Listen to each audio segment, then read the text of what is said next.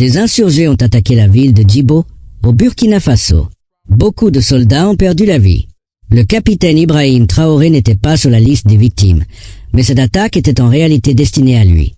Alors, Traoré est-il la prochaine cible? Regardons de plus près.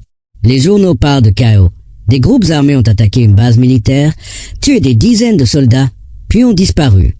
Mais en réalité, cette attaque était bien plus stratégique. Elle avait un but, faire sortir Traoré, provoquer une erreur. Les assaillants n'ont pas pris de territoire, n'ont pas volé, n'ont pas kidnappé, ni planté de drapeau. Ils ont frappé, filmé, puis disparu. Ensuite, comme prévu, les médias étrangers ont commencé à dire « Le Burkina Faso perd le contrôle. Traoré est en échec. » Ce n'était pas juste une attaque, c'était une provocation. Le but, affaiblir l'image de Traoré, semer le doute, faire croire qu'il n'est pas si fort. Et cela a failli marcher. Très vite, des signes sont apparus. Plus de messages entre diplomates, des pressions politiques, des groupes internes qui commencent à parler de changement. Ce genre de stratégie est ancienne. Quand un leader africain parle de souveraineté, qu'il refuse les ordres de Paris ou Washington, qu'il gagne le cœur des jeunes et des paysans, il devient une cible.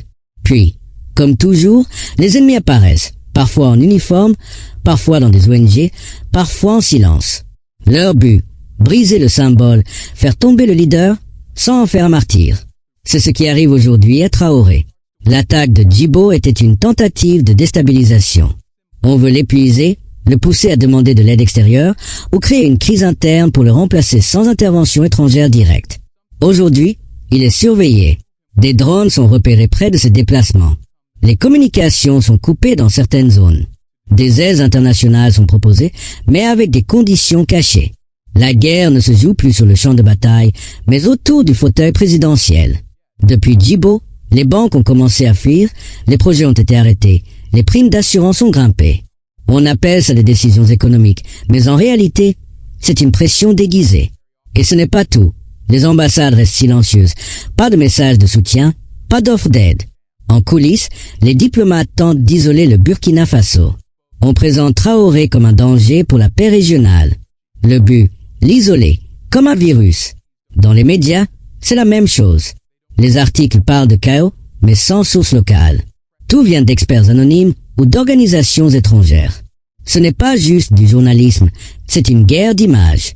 Mais le pire, c'est quand la peur commence à agir à l'intérieur du pays. Les fonctionnaires hésitent, les gouverneurs ralentissent, les militaires pensent à leur sécurité, pas à la défense du pays. C'est comme ça qu'une révolution peut mourir sans une seule bombe. Et pourtant, Traoré tient bon. Mais les pressions continuent. Les insurgés, eux aussi, font partie du plan. Ils ne cherchent pas à contrôler le pays, mais à frapper juste assez pour créer la peur, le doute, le chaos, tout cela sans jamais montrer leur vrai commanditaire. Ces groupes n'ont pas d'armes locales, ni de moyens logistiques. Quelqu'un les finance, quelqu'un les arme. Et ce ne sont pas des chefs de guerre dans la brousse. Ce sont des hommes en costume, dans des bureaux, avec des intérêts étrangers. Ils ne veulent pas tout détruire. Ils veulent juste assez d'instabilité pour garder le contrôle. Mais Traoré résiste. Et il va plus loin. Il construit quelque chose de nouveau pendant le siège. Il finance l'agriculture locale, l'énergie et des groupes de défense dans les villages. Il crée des routes commerciales avec le Mali, le Niger et bientôt l'Algérie. Il développe des outils de communication hors ligne pour rester connecté même si le réseau est coupé. Et surtout, il écrit une nouvelle doctrine. Le Burkina Faso ne doit plus jamais dépendre de l'extérieur. Il enseigne cela dans les écoles, les conseils de jeunes, l'armée. Il construit une vision qui peut survivre au temps. Mais rien de cela ne garantit la victoire. Le défi maintenant, c'est de tenir. Car les attaques les plus dangereuses sont celles qui viennent sous forme de tentation. Aide humanitaire, coopération discrète, argent facile, tout cela pour ramener le pays sous influence. Et si la population perd patience, si les prix montent, si rien ne change rapidement, alors les ennemis n'auront même pas besoin d'attaquer. Le doute fera le travail. C'est là que la vraie bataille commence.